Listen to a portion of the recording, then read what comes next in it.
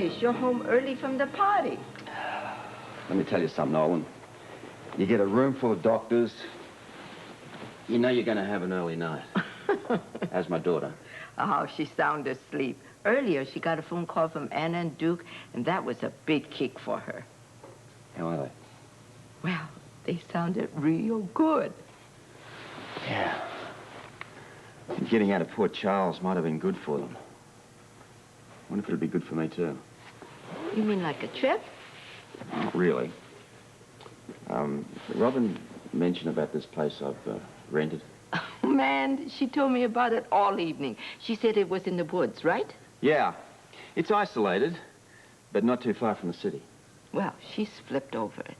Hey, man, you like isolated? Yeah.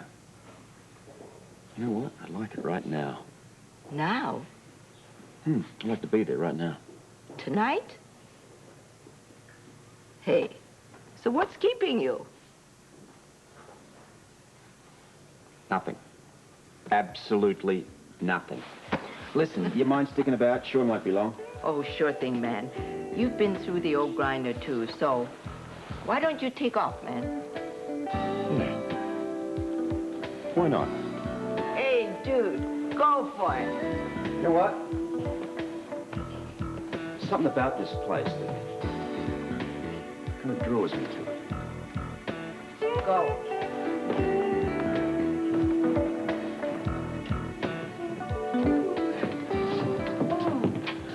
I had such a good time at Charlotte's party. Yeah, it was a good party. I mean, Charlotte and Tiffany are just so much fun. They're good people.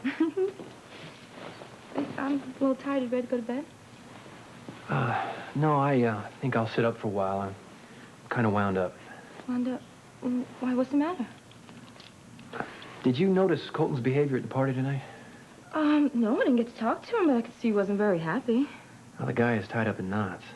Why? What's the matter? Do you know? I've got a pretty good idea. And I've also got a hunch that I may be hearing from him before the night is over.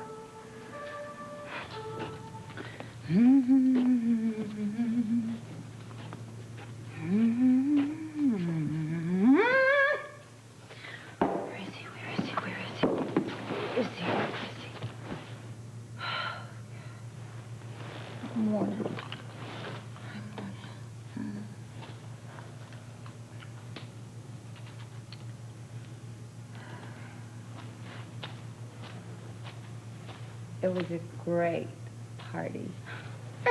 Thank you so much for giving it. I gotta get the name of that caterer. Look at this place. It's already cleaned up. I'm glad you could stay late while Sean drives Ariel home. Oh, honey, that's time to dish. Let's dish, okay? Good dish. Well, I think the first person we should dish is me. What? I did another stupid thing with Robert. Like what? I told him I was going to meet Julian in New York. Are you? No.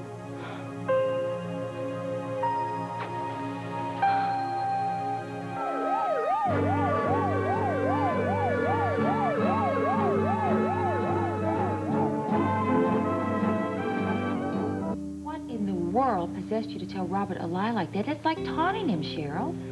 I know. I don't know why I said it. It just popped out of my mouth. I do know why I said it. Why? All night long, he was telling people about this house that he's rented in the woods. Oh, it sounds dreadful, don't you think? Horrible. Not to him, the way he describes it. And the thing is that he knew I could overhear everything he was saying, and I felt like he was telling me that he was really getting out of my life. Do you think you're being just a little bit paranoid about this? No. Oh, it was just so foolish and childish of me to try to make him jealous.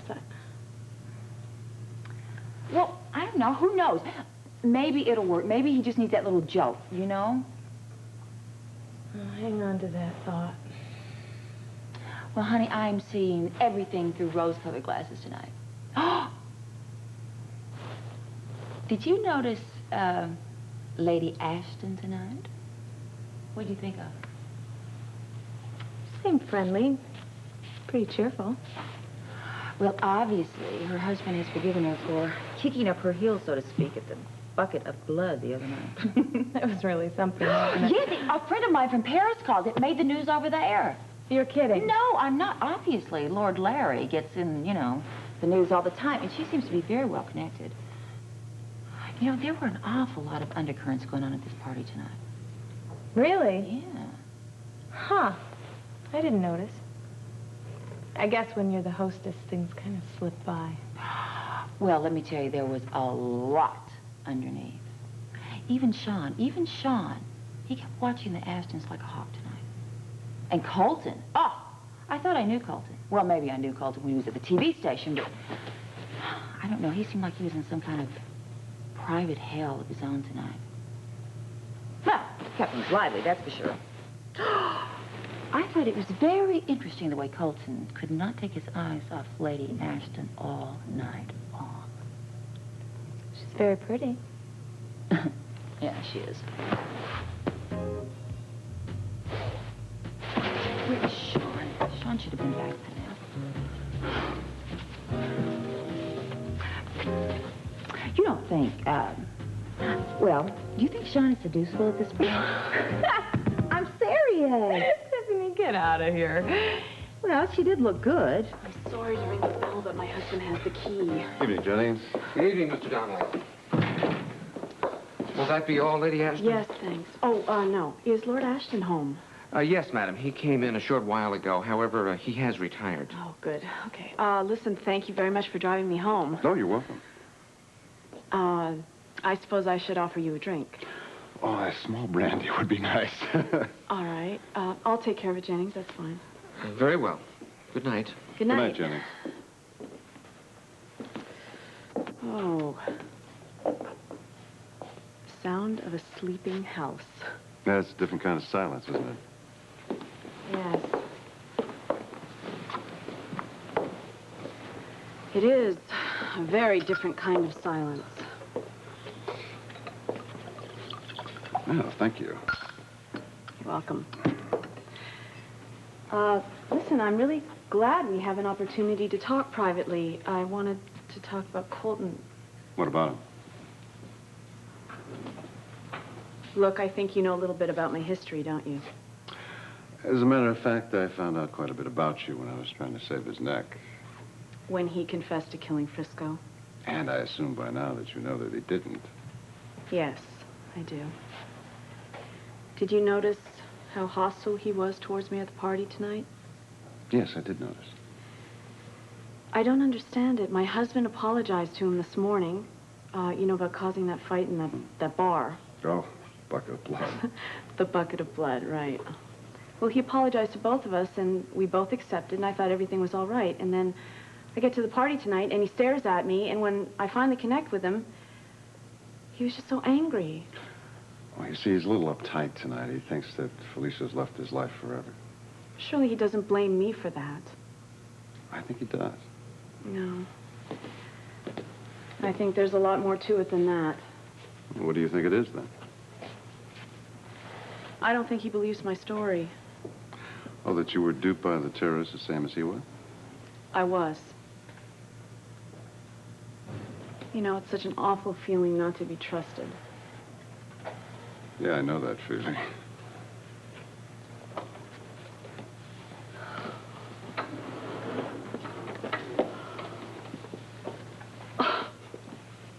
I'm so sorry. Excuse me. Oh, it's quite all right. Actually, it is getting late, and I should be getting back to town. Yeah, it's been a really long day, hasn't it? Yes. Gosh, I wish I knew what to do about Colton's feelings towards me, but I don't. Anyway, it was very nice of Cheryl to invite us to your engagement party. We're really happy that we were included. Well, I'll tell her that you said that. Thanks. And thank you for the drink. Oh, you're welcome. And please lock up after me. I will. And listen, if you're talking to Colton, what's the point? Thanks again. You're welcome. Good night. Good night.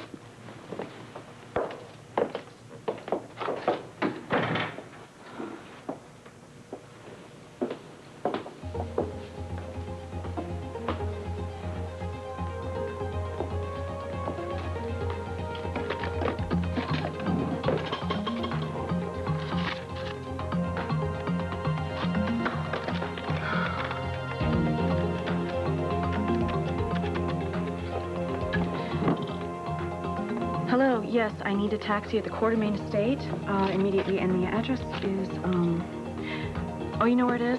Great. Listen, don't come down the driveway. I'll meet you at the gate. Do you understand? All right. Great, thank you.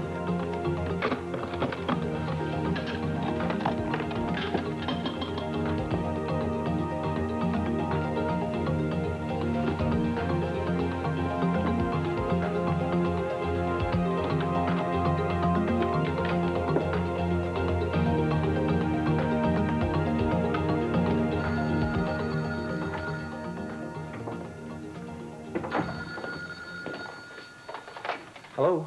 Tom. Hi, it's Colton. Did I wake you up? No, I've been up. Oh, good. Well, my head's in a really bad place. I know. Look, I was kind of hoping that I could come over and talk to you. I know it's asking a lot at this late hour. But you come over, Colton, right away. Okay, thanks. All right. So, your hunch was right. Yeah. I wish I was wrong because I've got another hunch. What's that, honey? There may be trouble ahead.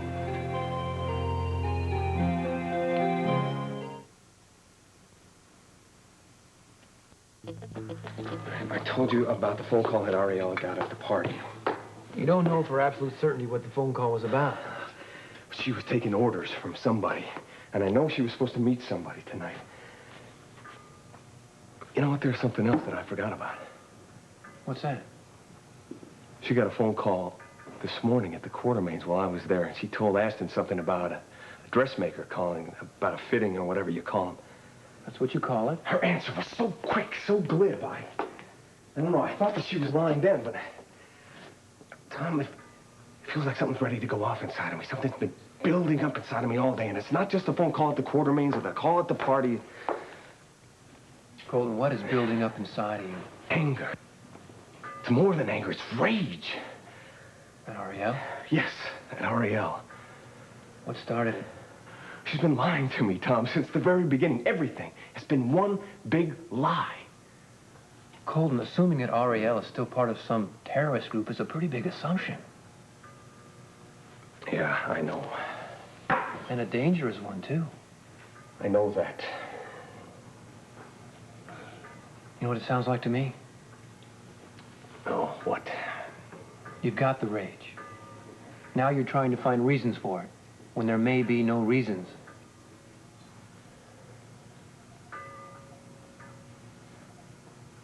Maybe I don't need one.